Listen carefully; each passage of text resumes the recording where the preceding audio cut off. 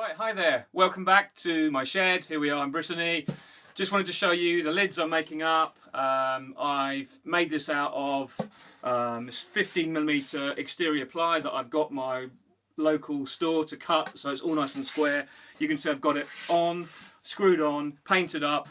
The lid is made up of whatever you can find. It's 4 different bits of ply. Okay, so how to waterproof it. I didn't say about this before, so I'm going to show you what I use and how I do it. Okay, try and be as quick as I can.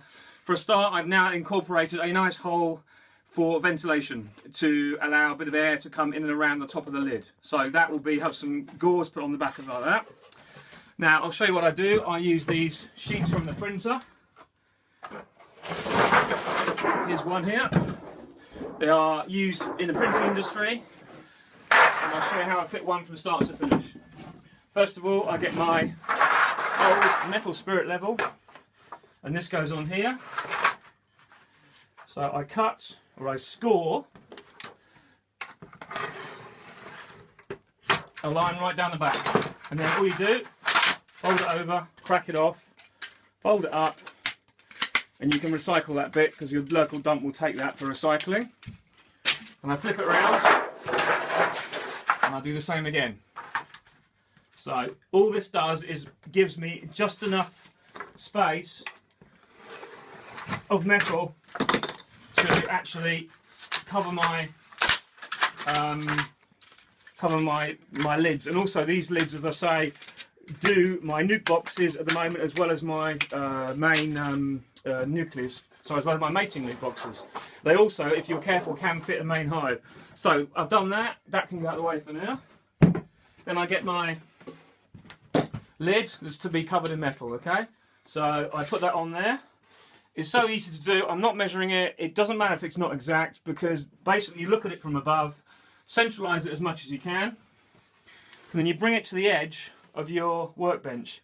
Now if you push down hard and this metal is supported, it bends really easy because the metal underneath cannot bend any other way.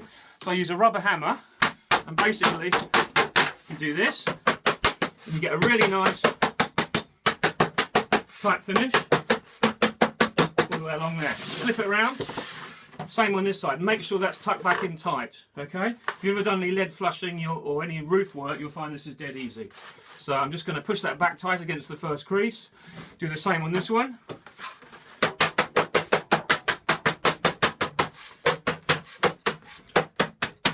Keep the pressure on the table, and then you'll find it curves it really nice and gives you a crease along that edge there. I'll just make sure that one's nicely creased there. Because what I do then is I get my best quality Felco secateurs. This is criminal to do this, but it's the only thing that cuts this stuff really well. You can use tin snips, but it's not that good. They keep snagging the metal. So then I'm basically going to cut along this line here, but you can usually do it in one swoop, like that. And it basically cuts, it's like wrapping up a Christmas present. So you can probably see this one here. That's all you need to do. Just tear it with the secateurs, same this side.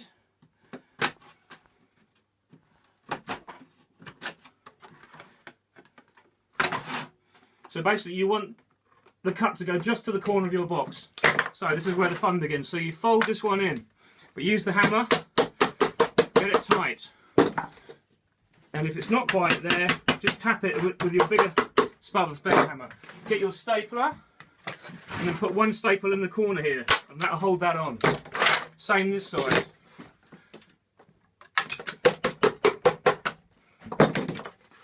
One staple in there, holding that flush. There you go. Now this end, we can't finish this end off till we've started the other end. It's difficult to explain, but so first I'm just going to bend this up. So that's ready to finish off. This end we'll do the same. One staple in.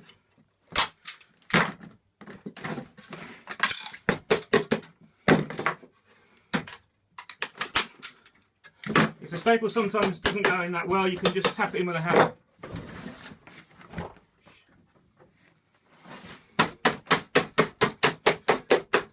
So there we go. That end is now ready. Now what I'll do is I'll finish this end first, which is obviously already done. I'm going to stand it on this end because I'll do it lying down so you can see. I put staples in this end, like that. A staple across the diagonal, Same this end, and one across there. Okay, now what I do then is I use my Stanley knife and I just trim, score it across there, but I'll just show you first. You've got to mind your fingers when you do this because you do not want to slip. But actually you do not need a razor sharp Stanley knife because the scoring just means you can pull those bits off. Okay, and there it is. There's your ventilation hole, which I'm going to put some gauze behind in a minute. But you've got your roof staple down, nice corners done on it. Same this side. Let's put some staples on.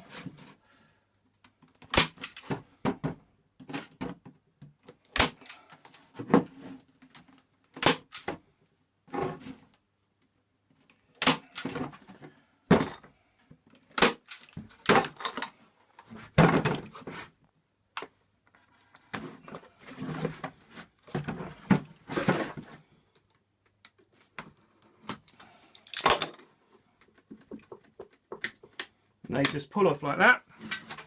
Obviously you need to have a bit of experience with this because it can sometimes tear. If your corners don't match up, it just doesn't matter, you just do that. And there you go, you've got a complete and utter well shielded roof covering. Just check the corners that there's sometimes a bit of metal that hasn't folded down properly, but there you go. That lid is going to withstand anything, it'll outlast the life of the box almost certainly, but you can only do so much. So there you go, that's how you do it, pretty straightforward. I hope you enjoy it.